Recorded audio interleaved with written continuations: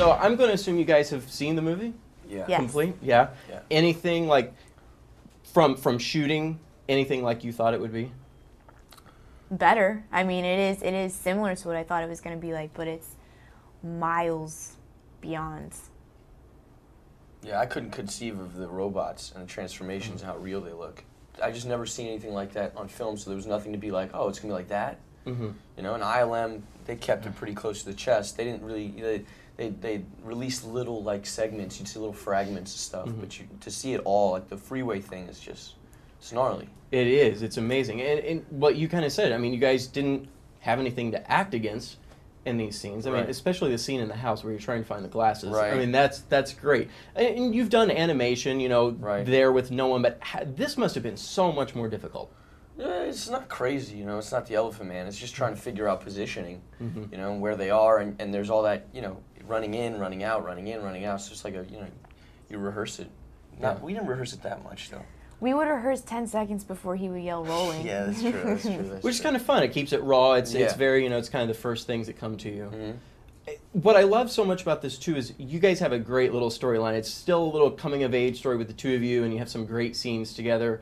Did you expect anything like that in this script? You mean before we'd read the script? Yeah, yeah, when you knew. Yeah. No, I had no idea what to expect and what the humans were what part they were gonna play in the movie. But it's especially his storyline is very, I mean, it's really important to the movie, and it makes it so relatable to people to go watch. See, like, this innocent, naive little kid have the weight of the world put on his shoulders. Yeah. Nice. Yeah. And then you're kind of, you know, I don't want to say rescuing her, but you know, you go to bat. Yeah. For Michaela. Yeah, I do. I mean, and John Turturro, you know, you guys have a great cast surrounding you too. Yeah, a bunch of different actors too from different schools. Yeah. Like Anthony's comedy is so different than Turturro's, you know, and then like Bernie Mac and Voight, and it's just a weird group. And then you got Tyrese and Josh, who are both like the heartthrobs, but equally very different. Right. And then, well, you don't really get to meet them until a very pivotal moment. I guess we shouldn't say too much. No, we shouldn't say too much. No.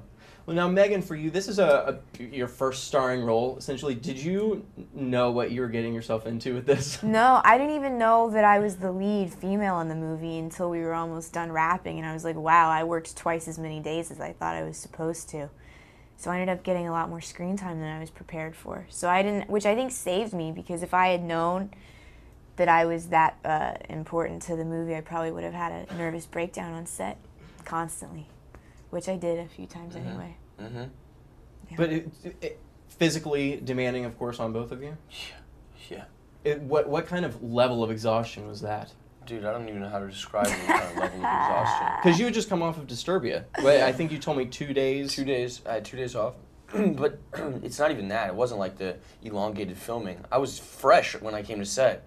I was ready to go. And then, you know, it's just the repetition of the, you know, the explosions start losing their effect. I mean, you become jaded. When you're jaded to like a car flipping over your head, and you're tired because you've just done like a 28-hour day, and you've had 3 hours off, and you're back on set running through a minefield, weird things go through your head, you know? It was a wild shoot. We did it in 80 days. Pirates did it in 240. That's amazing. And we have more action. So it was a fast shoot, and Bay's doing 80 setups a day. It was fast. Well, it doesn't show that, you know, that the quality of the movie doesn't make it look like it took any less time. I mean, it's absolutely amazing. The audience we watched with, they were just, you know, smiling, cheering the entire time. And that's fans of Transformers yourself, right? Yeah. So, like, sign me up. Exactly. Did you... Now, your favorite character I've read is, conveniently, the one that you're pitted up against. Bumblebee. Optimus, of course, you have to, but Bumblebee, Bumblebee's a big one for me. And things kind of evolve in this movie. Things aren't exactly, you know, how they were in the 80s, the look of the Transformers. You don't think people will be put off by that they're not, you know, too tradition? If people don't enjoy this movie, you should just stop watching movies. Yeah. I just don't understand how you can hate on this movie. You've never seen anything like it. It's a spectacle. I mean, I've heard, like, and I don't want to start naming names, but I've heard other actors in other flicks that have just come out, this is a thrill ride. This is super exciting, you know, and try to sell their movie. I'm just saying, you've never seen an action movie like this, ever. I've never seen anything like it. No, certainly not. Well, thanks so much, guys. Congratulations. The movie is awesome.